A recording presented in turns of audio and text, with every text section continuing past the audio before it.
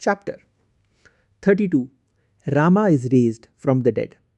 Now a certain man was sick, named Lazarus. When Jesus heard that, he said, "This sickness is not unto death, but for the glory of God, that the Son of God might be glorified thereby." Sri Yukteswar was expounding the Christian scriptures one sunny morning on the balcony of his Serampore hermitage, besides a few of Master's other disciples. I was present with a small group of my Ranchi students. In this passage, Jesus calls himself the Son of God. Though he was truly united with God, his reference here has a deep impersonal significance. My Guru explained, "The Son of God is the Christ, or divine consciousness in man. No mortal can glorify God. The only honor that man can pay his Creator is to seek him. Man cannot glorify an abstraction that he does not know." The glory or nimbus around the head of the saints is a symbolic witness of their capacity to render divine homage. Sri Yukteswar went on to read the marvelous story of Lazarus' resurrection.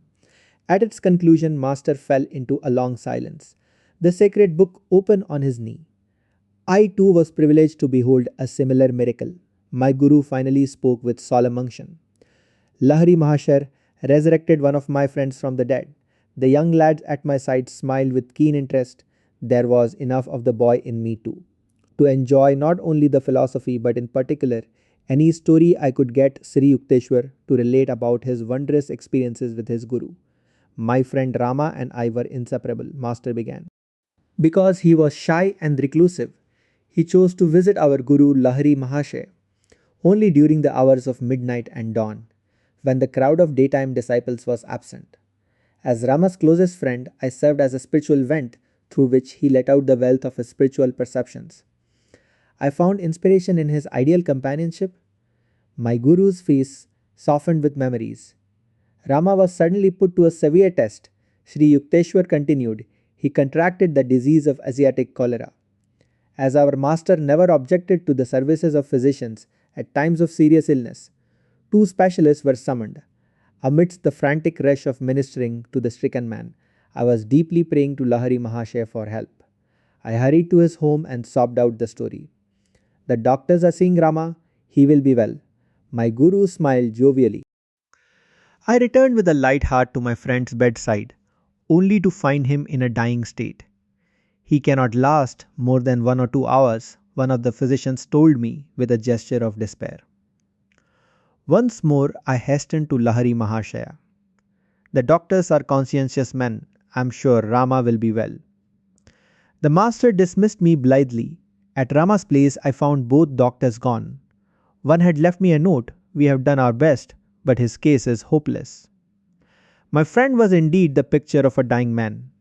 I did not understand how Lahari Mahasaya's words could fail to come true, yet the sight of Rama's rapidly ebbing life kept suggesting to my mind, 'All is over now.' Tossing thus on the seas of faith and apprehensive doubt, I ministered to my friend as best I could. He roused himself to cry out, 'Yukteswar, run to Master and tell him I am gone. Ask him to bless my body before its last rites.' With these words, Rama sighed heavily and gave up the ghost. I wept for an hour by his beloved form. Always a lover of quiet, now he had attained the utter stillness of death. Another disciple came in. I asked him to remain in the house until I returned. Half dazed, I trudged back to my Guru. 'How is Rama now?' Lahari Mahasaya's face was wreathed in smiles. 'Sir, you will soon see how he is,' I blurted out emotionally. 'In a few hours you will see his body before it is carried to the crematory grounds.' I broke down and moaned openly. 'Yukteswar, control yourself. Sit calmly and meditate.' My Guru retired into Samadhi. The afternoon and night passed in unbroken silence. I struggled unsuccessfully to regain an inner composure. At dawn, Lahari Mahasaya glanced at me consolingly. 'I see, you are still disturbed. Why didn't you explain yesterday that you expected me to give Rama tangible aid in the form of some medicine?' The master pointed to a cup-shaped lamp containing crude castor oil. 'Fill a little bottle from the lamp. Put 7 drops into Rama's mouth.' 'Sir,' I remonstrated, 'he has been dead since yesterday noon.' Of what use is the oil now? Never mind, just do as I ask. Lahari Mahasaya's cheerful mood was incomprehensible. I was still in the unassuaged agony of bereavement. Pouring out a small amount of oil, I departed for Rama's house. I found my friend's body, rigid in the death clasp. Paying no attention to his ghastly condition, I opened his lips with my right finger and managed with my left hand and the help of the cork to put the oil drop by drop over his clenched teeth. As the seventh drop touched his cold lips, Rama shivered violently. His muscles vibrated from head to foot as he sat up wonderingly. I saw Lahari Mahashaya in a blaze of light, he cried. He shone like the sun. Arise, forsake your sleep, he commanded me. Come with Yukteswar to see me. I could scarcely believe my eyes when Rama dressed himself and was strong enough after that fatal sickness to walk to the home of our Guru. There he prostrated himself before Lahari Mahashaya with tears of gratitude. The master was beside himself with mirth. His eyes twinkled at me mischievously. Yukteswar, he said, surely henceforth you will not fail to carry with you a bottle of castor oil. Whenever you see a corpse, just administer the oil. Why? 7 drops of lamp oil must surely foil the power of Yama. Guruji, you are ridiculing me. I don't understand. Please point out the nature of my error. I told you twice that Rama would be well, yet you could not fully believe me, Lahari Mahashaya explained. I did not mean that doctors would be able to cure him. I remarked only that they were in attendance. There was no causal connection between my two statements. I didn't want to interfere with the physicians. They have to live too, in a voice resounding with joy. My Guru added, always know that the inexhaustible Paramatman can heal anyone. Doctor or no doctor, I see my mistake. I acknowledge remorsefully. I know now that your simple word is binding on the whole cosmos. As Sri Yukteswar finished the awesome story, one of the spellbound listeners ventured a question that from a child was doubly understandable. Sir, he said, why did your Guru use castor oil? Child, giving the oil had no meaning except that I expected something material, and Lahari Mahashaya chose the nearby oil as an objective symbol for awakening my greater faith. The master allowed Rama to die because I had partially doubted. But the divine Guru knew that inasmuch as he had said the disciple would be well, the healing must take place even though he had to cure Rama of death, a disease usually final. Sri Yukteswar dismissed the little group and motioned me to a blanket seat at his feet. Yogananda, he said, with unusual gravity, you have been surrounded from birth by direct disciples of Lahari Mahasaya. The great master lived his sublime life in partial seclusion and steadfastly refused to permit his followers to build any organization around his teachings. He made nevertheless a significant prediction. About 50 years after my passing, he said, my life will be written because of a deep interest in yoga which the West will manifest. The yogic message will encircle the globe and aid in establishing that brotherhood of man which results from direct perception of the one Father. My son Yogananda, Sri Yukteswar went on, you must do your part in spreading that message and in writing that sacred life. 50 years after Lahari Mahasaya's passing in 1895, culminated in 1945, the year of completion of this present book. I cannot but be struck by the coincidence that the year 1945 has also ushered in a new age, the era of revolutionary atomic energies. All thoughtful minds turn as never before to the urgent problems of peace and brotherhood, lest the continued use of physical force banish all men along with the problems. Though the human race and its works disappear tracelessly by time or bomb, the sun does not falter in its course. The stars keep their invariable vigil. Cosmic law cannot be stayed or changed, and man would do well to put himself in harmony with it. If the cosmos is against might, if the sun wars not with the planets, but retires at due full time to give the stars their little sway, what avails our mailed fist? Shall any peace indeed come out of it? Not cruelty, but goodwill arms the universal sinews. A humanity at peace will know the endless fruits of victory, sweeter to the taste than any nurtured on the soil of blood.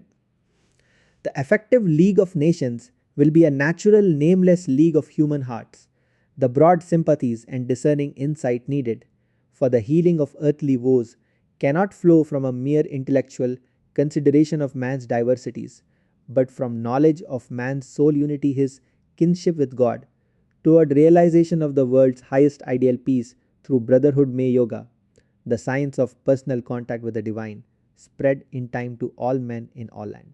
Though India's civilization is ancient above any other, few historians have noted that her feat of national survival is by no means an accident, but a logical incident in the devotion to eternal verities, which India has offered through her best men in every generation.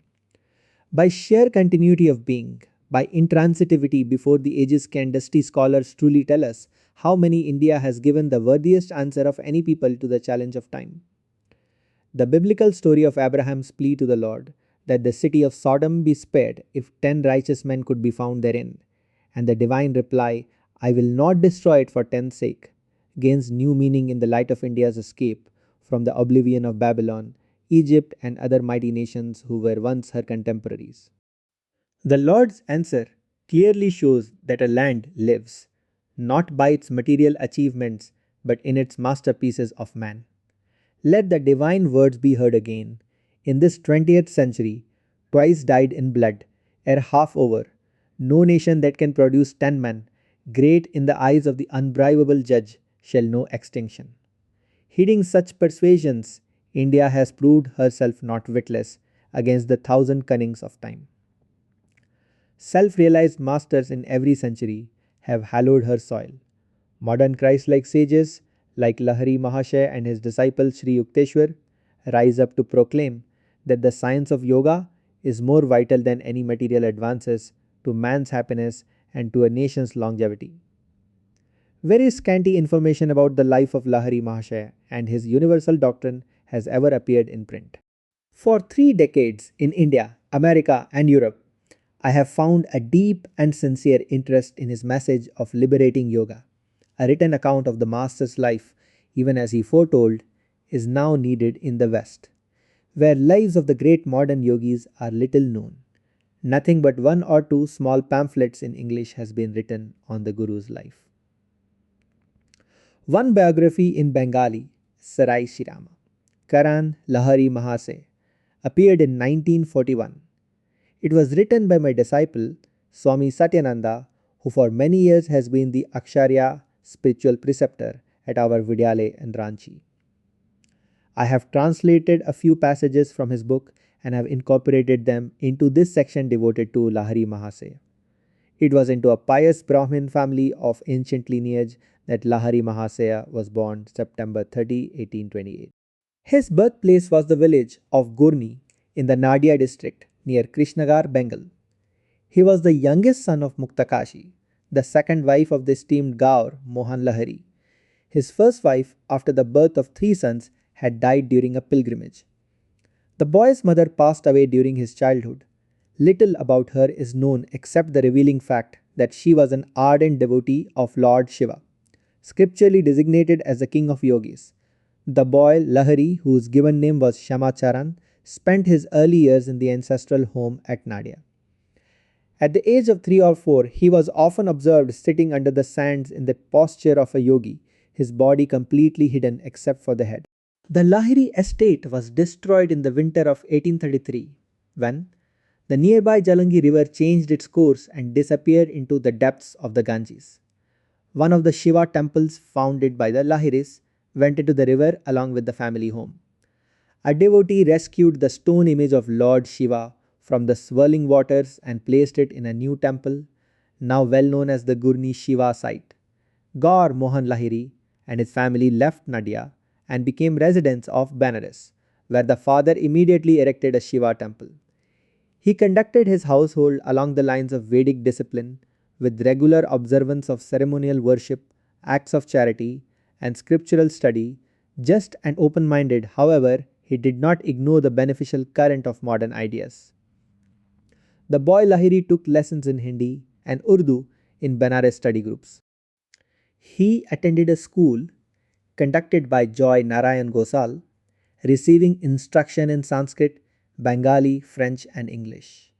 Applying himself to a close study of the Vedas, the young yogi listened eagerly to scriptural discussions by learned Brahmins, including a Marhatha Pandit named Nagbata. Shyamacharan was a kind, gentle, and courageous youth, beloved by all his companions, with a well proportioned, bright, and powerful body.